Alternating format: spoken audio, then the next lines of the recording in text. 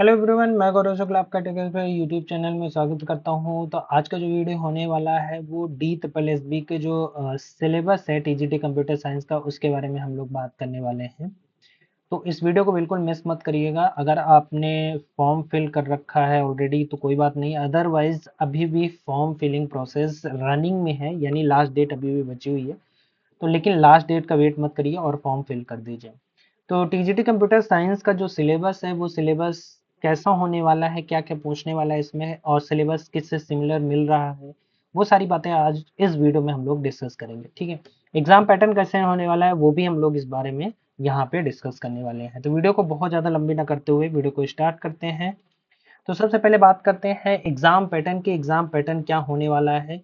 तो देखो, टोटल जो क्वेश्चन होने वाले हैं वो 200 ऑब्जेक्टिव टाइप के क्वेश्चन होने वाले हैं। यानी ये 200 टोटल क्वेश्चन आपको मिलेंगे और हर एक क्वेश्चन एक नंबर का है, यानी 200 मार्क्स का क्वेश्चन पेपर रहेगा। अब ड्यूरेशन जो मिलेगी वो आपको केवल 2 घंटे मिलने वाली है, तो थोड़ा टाइम स्पेसिफिक है, टाइम कम रहेगा, इस चीज़ का ध्यान रखिएगा। नेगेटिव मार्किंग भी रहेगी हमारी, यानी 1/4 की नेगेटिव मार्किंग आपको देखने को मिलेगी। फिर बात करते हैं इसमें जो पेपर होने वाला है वो एक साथ, यानी एक ही पेपर होगा, लेकिन उस एक पेपर में आपको 2 पार्ट में मिलेंगे। ठीक है, पार्ट ए और पार्ट बी। जो पार्ट ए रहेंगे, पार्ट ए में आपको 5 सेक्शन मिलेंगे, और वो 5 सेक्शन कौन से हैं? तो 20 नंबर का आपको जनरल अवेयरनेस, यानी हम करंट अफेयर का बोल सकते हैं, जीएस बोल सकते हैं। फिर आपका 20 नंबर का रहेगा जनरल इंटेलिजेंस, यानी रीजनिंग रहेगी। 20 नंबर का आपका मैथ्स रहेगा, और 20-20 नंबर की आपकी लैंग्वेज रहेगी, यानी हिंदी और इंग्लिश। बेसिक यहाँ पे हिंदी इंग्लिश पूछी जाएगी। अर्थमेटिक यानी नॉर्मल जो रीजनिंग का और मैथ्स का जो सिलेबस है इनका, वो वहाँ से क्वेश्चन उठाएंगे। बाकी 20 नंबर का करंट अफेयर रहेगा। तो ये आपका पार्ट ए हो गया 100 मार्क्स का। अब बात करते हैं पार्ट बी जो 100 मार्क्स का आने वाला है। उसमें आपको 80 और 20 का रेशियो देखने को मिलेगा। यानी 80 मार्क्स आपके मिलेंगे कंप्यूटर साइंस के, बाकी 20 मार्क्स आपको टीचिंग मेथोडोलॉजी में मिलेगा। और टीचिंग मेथोडोलॉजी अगर आपने बीएड कर रखी है तो बीएड से कहते हैं कंसीडर किया जाता है। अदरवाइज इसका भी एक नॉर्मल सा सिलेबस होता है, उसके बारे में हम लास्ट में डिस्कस कर लेंगे। ठीक है, बाकी हमारा मेन फोकस आज का जो होने वाला है वो सेक्शन बी का होने वाला है, क्योंकि कंप्यूटर साइंस में सेक्शन बी वाला जो पार्ट है वही एकदम अलग होता है। बाकी सेक्शन ए तो आपको कॉमन हर एक सब्जेक्ट में मिल जाता है। ठीक है, बाकी इसकी फॉर्म फिलिंग प्रोसेस क्या है, कैसे फॉर्म फिल करना है, कितनी एग्जाम फीस है, वो सारी चीज़ के लिए आप इस वीडियो को देख सकते हैं, हमारी प्लेलिस्ट में आपको मिल जाएगी।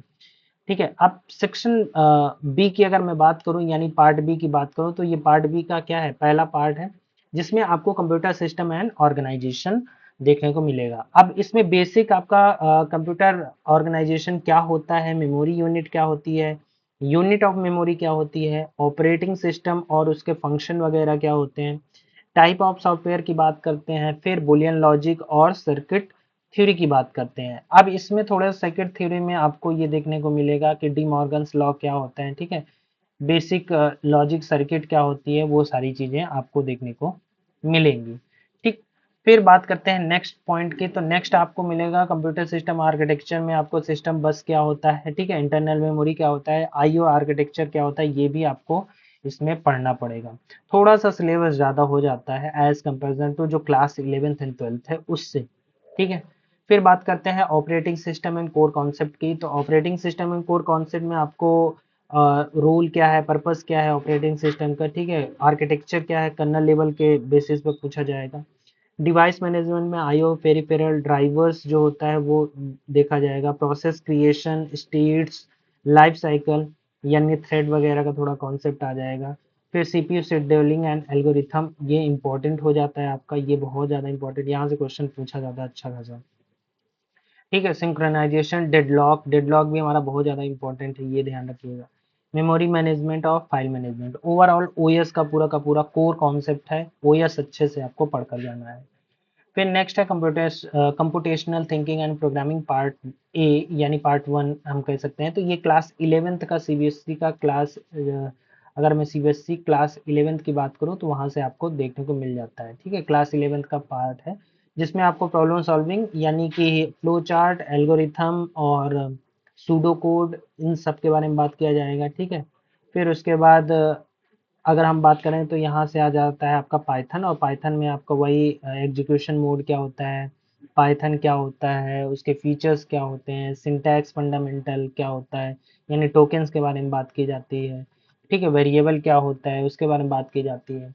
फिर आता है हमारा पार्ट टू, और पार्ट टू में ओवरऑल जितने भी हमारे मैपिंग्स होते हैं, जैसे डिक्शनरी हो गया, सीक्वेंस में स्ट्रिंग, लिस्ट, टपल हो गया, बुलियन हो गया, नंबर्स हो गया, ऑपरेटर, इसमें टोकन जितने पार्ट होते हैं, टोकन्स को थोड़ा डिटेल में आपको पढ़ना होता है। ठीक है, डेटा टाइप में। फिर आता है हमारा सोसाइटी, लॉ एंड एथिक्स, तो ये भी आपको CBSE class 11th and 12th का पार्ट है, 11th एंड 12th का है। ठीक है, और ये यूनिट थर्ड में आपको मिल जाएगा। यहाँ आप एनसीईआरटी से पढ़ सकते हो, यूनिट थर्ड में आपको एनसीईआरटी से मिल जाएगा, जिसमें डिजिटल फुटप्रिंट और डिजिटल सोसाइटी है, एथिकेट्स, नेटकेट्स और data protection, IPR violation, software licensing, cyber crime, cyber safety, इन सब के बारे में डिस्कस किया गया है, इन सब के बारे में पूछा जाएगा। एग्जाम से क्वेश्चन यहाँ से भी बढ़िया ठीक ठाक बन जाते हैं क्वेश्चन, क्योंकि थ्योरेटिकल पार्ट होता है, इसलिए क्वेश्चन बनाना थोड़ा सा इजी होता है यहाँ से, तो ये भी आपके लिए इम्पोर्टेंट हो जाता है। फिर बात करते हैं जो क्लास 12th का कोर पॉइंट है, यानी क्लास 12th का पाइथन का जो पार्ट है, computational thinking and programming part two, यानी इसको हम बोल सकते हैं सेकेंड पार्ट। तो जिसमें आपको user defined function, function mechanism, execution flow, scope of variable और इंट्रोडक्शन टू फाइल, और यहाँ से ये जो फाइल है ये आपकी इंपॉर्टेंट हो जाती है। यहाँ से क्वेश्चन आपके theoretical as well as programming के जो क्वेश्चन है वो भी पूछे जा सकते हैं, तो इसलिए वेल प्रिपेयर्ड होके ये इस चीज से जाइएगा।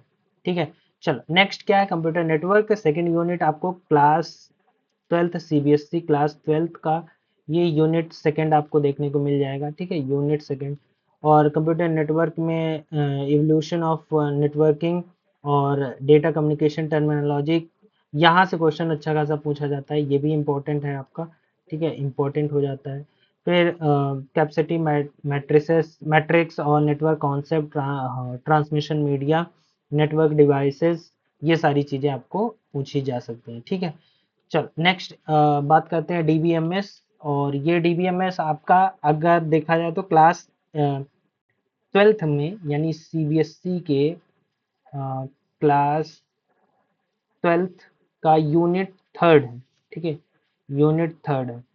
यूनिट थर्ड में आपको डीबीएमएस माइस्क्ल देखने को मिलेगा। यहाँ पे आपको डेटाबेस का कॉन्सेप्ट क्या है, वो आरडीबीएमएस क्या है, ठीक है, और डेटाबेस कीज क्या होती हैं, यहाँ से इंपॉर्टेंट हो जाता है। ये वाला इंपॉर्टेंट है आपका, कीज से क्वेश्चन आता ही आता है। फिर एसक्यूएल के बारे में पूछा जाएगा, और एसक्यूएल को जो बेसिक कमांड होते हैं वो आपको थोड़ा सा प्रिपेयर करके जाना होगा। ठीक है, फिर नेक्स्ट आता है हमारा कंप्यूटर सिस्टम के बारे में, क्या होता है कंप्यूटिंग डिवाइस, क्या होता है कंप्यूटर मेमोरी, क्या होता है सॉफ्टवेयर, ये हम लोग डिस्कस कर चुके हैं। ठीक है, फिर आता है हमारा एचटीएमएल वेब टेक्नोलॉजी, ये थोड़ा सा एक्स्ट्रा कह सकते हो कि जो ये भी इम्पोर्टेंट है हमारा, और ये एक्स्ट्रा पॉइंट है, मतलब एक्स्ट्रा का मतलब कि आप ऐसा कह सकते हो कि सीबीएसई में अगर देखा जाए तो टेक्नोलॉजी, एचटीएमएल वेब टेक्नोलॉजी एक अलग सब्जेक्ट होता है, तो वहां से भी कुछ क्वेश्चन उठाए गए हैं। तो बेसिक एचटीएमएल क्या होता है, ठीक है, वेब पेज ऑथराइजिंग क्या होता है, टेबल्स, मतलब एचटीएमएल में टेबल कैसे क्रिएट करते हैं, टैग्स कैसे यूज करते हैं। फिर आता है हमारा डायरेक्ट ऑब्जेक्ट मॉडल यानी डोम क्या होता है, डायनेमिक एचटीएमएल डॉक्यूमेंट मैनिपुलेशन क्या होता है, सीएसएस के बारे में पूछा गया है। फिर एक्सएमएल क्यों यूज होता है, उसके फीचर्स क्या होते हैं, और डीटीडी क्या होता है, एक्सएमएल कैसे देखा जाता है।